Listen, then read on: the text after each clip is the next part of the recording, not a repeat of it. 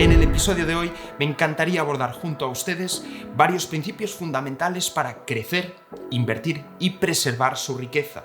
Principios clave que nos ayudarán a comprender fenómenos como este. Si a Frumencio, un millonario que no ha heredado su fortuna, le quitas absolutamente todo, son altas las probabilidades de que Frumencio vuelva a recuperar su libertad financiera. De la misma manera que Fernandina, jugadora usual de lotería como persona de categoría socioprofesional baja, le acaba de tocar un jugoso lote, pero tiene un 70% de probabilidades de perderlo absolutamente todo, y más de lo que tenía antes. ¿Cómo puede ser eso posible? ¿Cuál es la diferencia entre estos dos perfiles? Señores y señores, lo único que diferencia a estas dos personas es su educación financiera y por ende la mentalidad con la que gestionan el dinero, que les traigo con mucha ilusión y satisfacción en el vídeo de hoy, que entamará una nueva serie sobre finanzas personales. No, evidentemente no soy ningún gurú, ningún experto en finanzas, pero sí que es cierto que me he dejado barbita por primera vez. ¿Cómo me queda? Era para parecer más serio hablando sobre estos temas de corbata y camisa. Dejando bromas aparte, no soy ningún experto, simplemente un chico al que le gusta gestionar su dinero de forma inteligente, lleva haciéndolo con experiencia varios años de forma independiente en varias partes del mundo y que aparte se ha leído más de 100 libros sobre el tema, así que he preferido sintetizarlo todo en esta serie sobre finanzas personales. Y en el vídeo de hoy lo que abordaremos es lo que es para mí crucial, fundamental en todo lo que son finanzas personales y que para mí es universalmente accesible y que les permitirá ser ricos sin necesidad de tener dinero, tal y como lo oyes. Y esto es la mentalidad financiera. Y lo primero que veremos es endiosar la educación financiera, relativizar las posesiones materiales y aprender las reglas del juego. Ronald Read es un humilde jardinero que murió hace unos años y que sorprendió a toda su familia cuando descubrieron que logró amasar una ingente cantidad de dinero de 8 millones de dólares. Y todo esto siguiendo unos buenos hábitos financieros. Esta es la importancia crucial de enriquecer tu educación financiera. Sí, es cierto. Evidentemente que hay factores como el contexto histórico, la categoría socioprofesional de tus padres, tus experiencias como individuo, tu formación.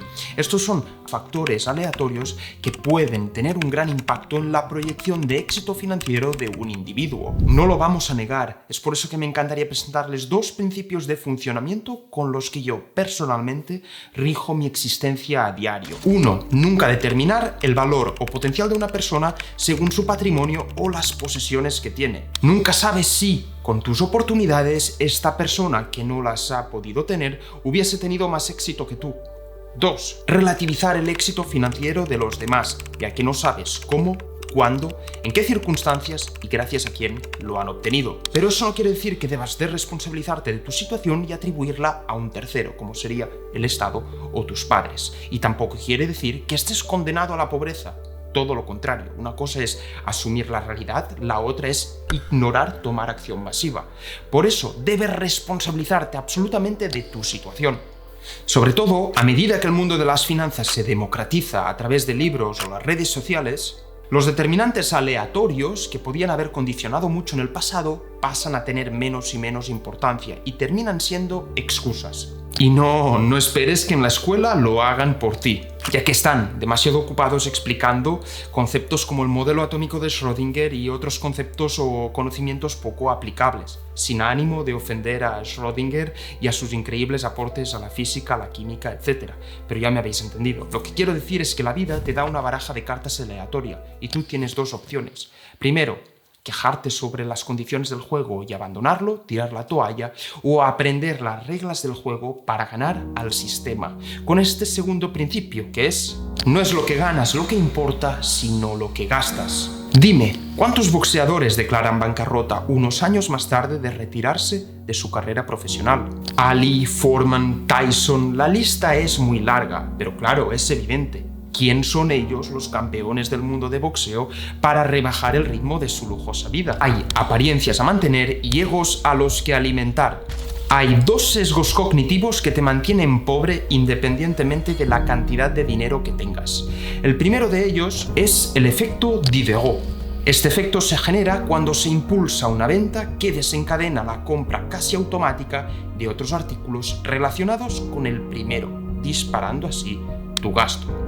Es decir, primero nos compramos el iPhone y luego, como el Casio medio mojón no queda tan bien con el iPhone, nos compramos el iWatch. El segundo sesgo cognitivo nos indica que nosotros aumentamos nuestro gasto innecesario a medida que nuestras ganancias, retornos de inversión y salario aumentan progresivamente con el tiempo. La clave para dominar estos sesgos cognitivos se encuentra en una explicación que yo encuentro exquisita presentada en el libro de Psychology of Money. El autor nos comenta que nuestros ahorros, nuestras ganancias son el resultado de nuestros gastos menos nuestro ego. Entonces, ¿cuál es la solución? Rebajar nuestro ego. Para que tengan una idea, mi distribución de gastos es la siguiente. 40% va destinado a inversión, 30% a necesidades básicas, 20% a ahorros o depósitos de emergencia y 10% a gastos innecesarios. Cuando tengo picos de ganancias, sé que esto cuesta, pero con disciplina se puede hacer, lo que yo hago con este 10% de gastos innecesarios no es aumentarlo como el resto de seres terrenales, sino que lo reduzco a 0 ese mes. Así intento tener absoluto dominio, absoluto control sobre este tipo de sesgos cognitivos. Y esto es muy importante para evitar la trampa de la apariencia materialista, el peor enemigo de la educación financiera. Mirad, yo te lo resumiría así. Tendemos a gastar dinero que no tenemos para comprar cosas que no necesitamos, para sorprender personas a las que no importamos. Y lo cierto es que lo material no nos hace felices. Y lo demuestra científicamente la curva de la adaptación hedónica. El ser humano tiene una increíble capacidad a adaptarse a cualquier tipo de situación, ya sea placentera, positiva o negativa, dolorosa. Si al principio comprarte un coche de lujo te puede producir muchísimo placer, luego progresivamente ese placer, ese estímulo inicial se disipa. ¿Y qué es lo que haces tú como ser humano? Buscar este próximo gran estímulo. ¿Cómo? Ya no te vale comprándote otro coche de lujo, buscas comprar algo más rico, más lujoso,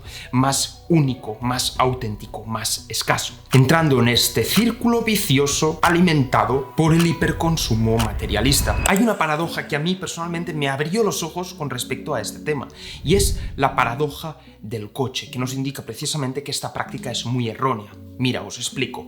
Un amante del coche, cuando ve un coche de lujo por la calle, hay dos reflexiones o dos pensamientos que le pasan por la cabeza. El primero: ¡wow! ¡Qué guay sería poder conducir este coche de lujo! ¡Qué bien me lo pasaría! ¡Qué experiencia tan increíble sería! Y el segundo es: ¡wow! ¡Cómo de aclamado, cómo de admirado sería yo si estuviese conduciendo ese coche por las calles, por ejemplo, de París! Pero si te fijas, y esto es muy cierto, nunca nos fijamos en el conductor cuando vemos un bólido, un coche de lujo por la calle. La paradoja es tal que buscamos comprar cosas materiales para recibir la admiración de los demás, sin realizar que los demás admiran lo material y la proyección de su yo futuro poseyendo eso material.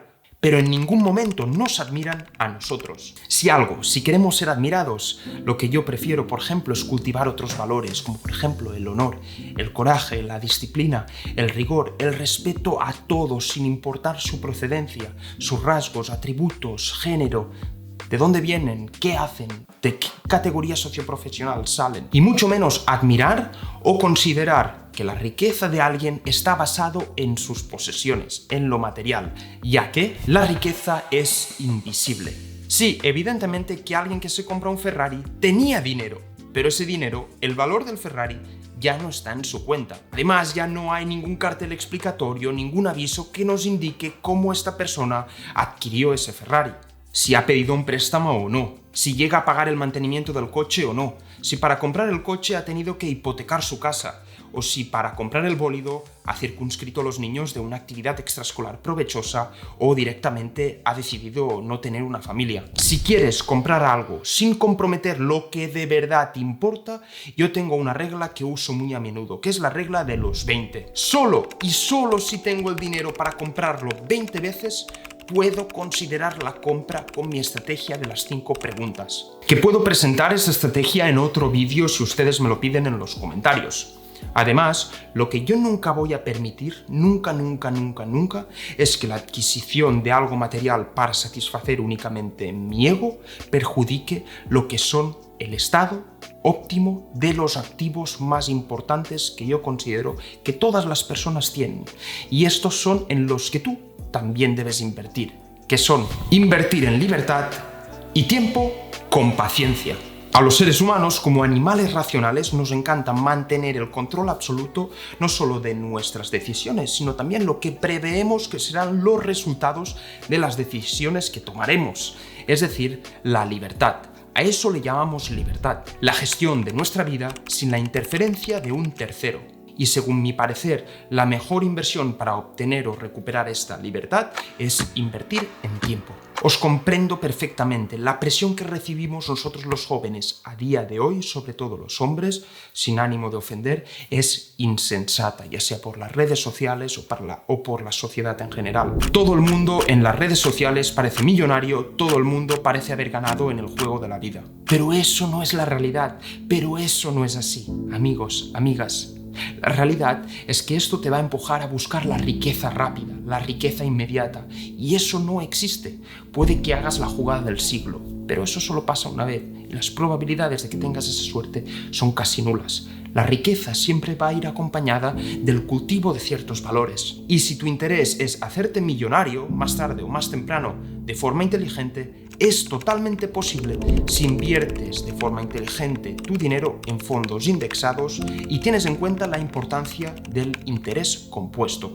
Varias consideraciones, esto no son recomendaciones expertas, cada uno hace sus investigaciones, pero si estás interesado en este tipo de productos, lo que sí que te recomendaría es que si tienes poco dinero, lo inviertas en tu formación personal, en tu educación, en, por ejemplo, viajar para enriquecer tu persona, en tu pequeño proyecto de emprendimiento. Y si tienes mucho dinero, ¿por qué no invertirlo en fondos indexados? Ya que es una manera muy inteligente y segura para invertir tu dinero de forma inteligente. Pero evidentemente no quiero entrar demasiado en detalle porque me gustaría que me comentasen en los comentarios si quieren un vídeo específico sobre el tema. Estaría encantado de producirlo para ustedes, para todos esos usuarios lambda sin experiencia en el mundo de las finanzas exhaustiva, pero que tampoco la buscan porque no son expertos en eso, pero que tienen la voluntad de hacer trabajar su dinero de forma pasiva e inteligente.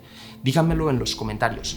Y hasta aquí el vídeo de hoy. Me encantaría agradecerles mucho por su atención y dejarles esta lista de reproducción donde iré metiendo todos los episodios de esta serie sobre finanzas personales, cómo gestionar bien tu dinero de forma inteligente. Están aquí todos, les dejo por aquí.